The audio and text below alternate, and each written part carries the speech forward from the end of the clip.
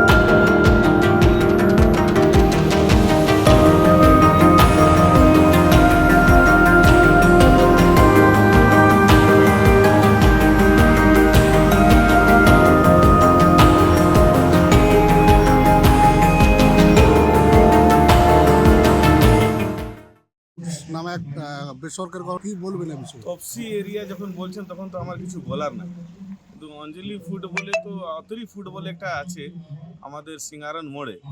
আতরি food বলে যেখানে soybean factory তৈরি হয়, ওইখানে পেছন দিকে কিছু প্লাস্টিক আবর্জনা রেখেছিল, তাতে ফায়ার হয়েছে। ভাঙচুরে তো কোনো কিছু হয়নি, ফায়ার হয়েছিল। আমি এখনই এই রামনবমীর পুজো উপলক্ষে আমাদের ওসি জামুরিয়ার নেতৃত্বে একটি সভা ডাকা হয়েছে। সেই সভায় আসার সময় দেখলাম যে আগুন জ্বলছে, তখনই আমি গাড়িটা দাঁড় করে এখানে এসআই সুশান্ত ঘোষ মহাশয় ছিলেন, উনি ছিলেন। আমি বড়োবাবুকে ফোন করলাম, আইসি কেন্দ্রা পিপিকে এটা ফায়ার ব্রিগেড পাঠান, এবং আমি নিজেও আমাদের শ্যামসেলে যে ফায়ার ব্রিগেডে যে গাড়িটা আছে, আমি আলোক মিশ্রা বাবুকে ফোন করলাম, উনি সঙ্গে সঙ্গে আমাকে রেসপন্স দিলেন এবং ফায়ার ব্রিগেডের গাড়িটা এখনই গিয়েছে এবং আগুনটা বুঝেছে। এই ভাঙচুরে কে কি কোথায় করেছে আমার কিন্তু জানা নাই। কি ক্ষয়ক্ষতি হয়েছে?